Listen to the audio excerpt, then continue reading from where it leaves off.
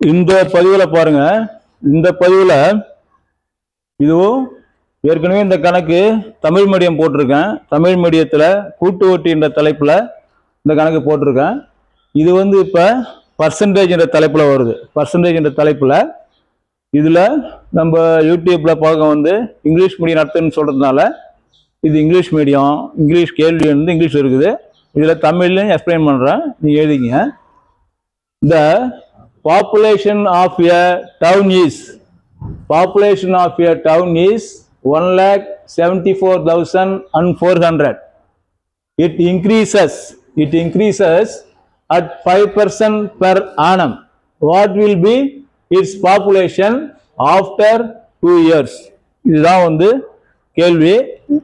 இது வந்து பாத்தீங்கன்னா ஒரு நகரத்தின் போடுங்க, தமிழ்ல சொல்றேன், ஒரு நகரத்தின் மக்கள் தொகை 1,76,400. இது அதிகரிக்கிறது. பாருங்க, இன்க்ரீசஸ்னா அதிகரிக்கிறது, இன்க்ரீசஸ்னா அதிகரிக்கிறது. எப்படின்னா 5%, 5% பெர் ஆனம்னா ஆண்டுக்கு, ஆண்டுக்கு 5% அதிகரித்தால் அடுத்தது பாருங்க, what will be its population after 2 years, அடுத்த 2 ஆண்டுகளுக்கு பிறகு அந்நகரத்தின் மக்கள் தொகை என்ன?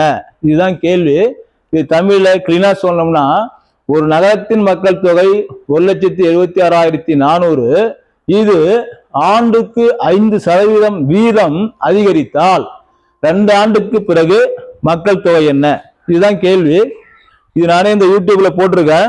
இந்த கூட்டு வட்டி என்ற தலைப்புல 8ஆம் வகுப்பு புத்தகம் அப்படின்னு காமிச்சு போட்டிருந்தேன். அதுல வந்தக்கூடிய 2 மாடல் போட்டேன். மக்கள் தொகை அதிகரித்தால் அப்படின்னு ஒரு கணக்கு போட்டிருந்தேன். இருசக்கர வாகனத்தின் விலை வீழ்ச்சியடைந்தால் அப்படின்னு சொல்லிட்டு ஒரு கணக்கு போட்டிருந்தோம். அதே மாடல் தான் இது. அது வந்து கூட்டு வட்டி என்ற தலைப்புல அந்த புக்லயே ஃபார்ம்ல இருந்தது. 8ஆம் வகுப்பு பாருங்க, நீங்க பதிவு பாருங்க, 8ஆம் வகுப்பு கணக்கு புக்ல. இது வந்து பர்சன்டேஜ் என்ற தலைப்புல இது வருது.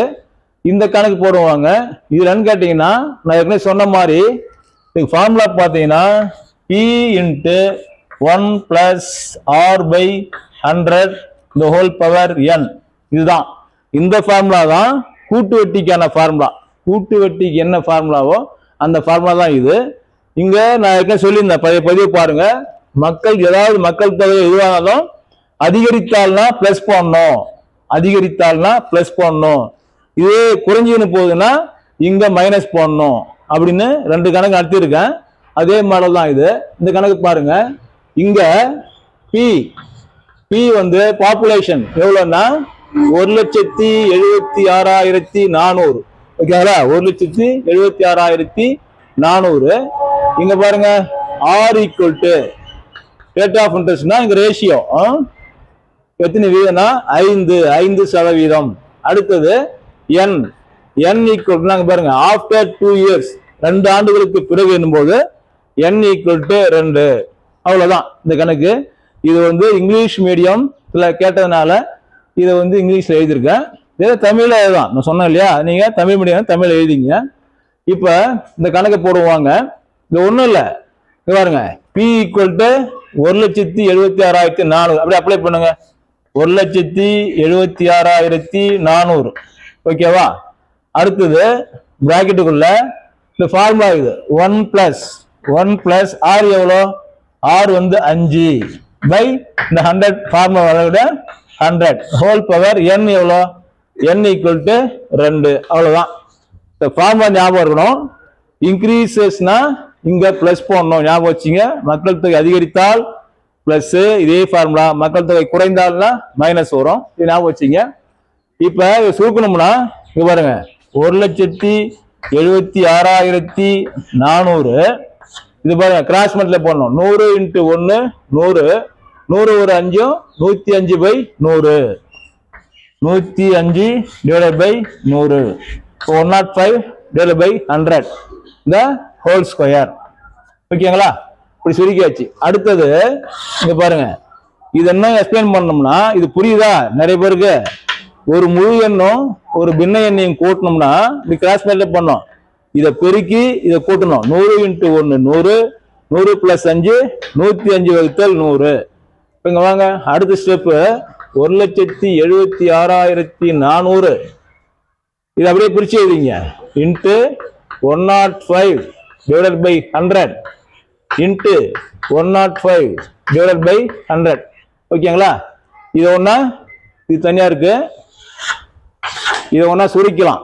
இதை 5ஆல் அடிச்சோம்னா இங்க பாருங்க 25 100, இங்க 21 5 105. அதே போல இங்கேயும் 21 105, இங்க 25 100. லாஸ்டா என்ன இருக்குன்னா இங்க பாருங்க 1,76,400 இன்ட்டு 21 வகுத்தல் 20 இன்ட்டு 21 வகுத்தல் 20. ஓகேங்களா? சுருக்கியாச்சு. ஏன்னா இந்த நம்பர் பெருசா இருக்குல்ல, இங்கே அடிச்சிட்டோம். இப்ப இதை பாருங்க.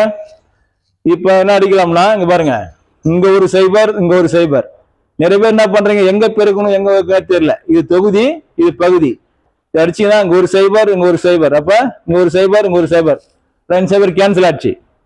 இப்ப என்ன பண்ணலாம், நீங்க இதை 2ஆல் அடிச்சு திரும்ப 2ஆல் அடிக்கிறத விட பெருக்கிங்க. 2 2 4 இல்லையா, கீழே பகுதியில 2 2 4. அப்ப இது 4ஆல் அடிச்சோம்னா 4ஆல் அடிச்சோம்னா பாருங்க, இந்த 17க்கு நாங்க 16 அடிக்க தெரியணும். இந்த 17க்கு நாங்க 16, மீதி 1 இல்லையா, இது 16. அப்ப நாங்க 16. அடுத்து எங்கன்னா இருக்குது 1 4, அவ்வளவுதான். 441. 441 4 வந்து 1764. இப்ப பெருக்கி போடுங்க. 21 ஸ்கொயர்னா 21 ஸ்கொயர் தெரியணும். டேபிள் படிச்சீங்க. முதல்ல 21 ஸ்கொயர் போடுங்க. 21 இன்ட்டு 21 மனப்பாடம் பண்ணிக்கணும். ஒரு 30 ஸ்கொயர் வந்து மனப்பாடம் பண்ணிக்கணும். நாங்கள் நேரடி வகுப்புல சொல்றோம், மனப்பாடம் பண்ணி சொல்றோம். அதனால தெரியலனா பெருக்குங்க.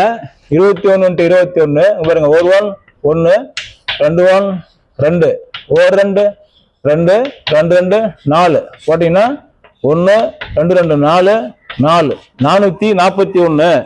இது முதல்ல பெருக்காச்சு. இங்க பாருங்க 441. மீது என்ன ஆகுது, இங்க ஒரு 441. 441 ஸ்கொயர்னப்ப இதை ஒரு 444 பெருக்குங்க. 441 இன்ட்டு 441.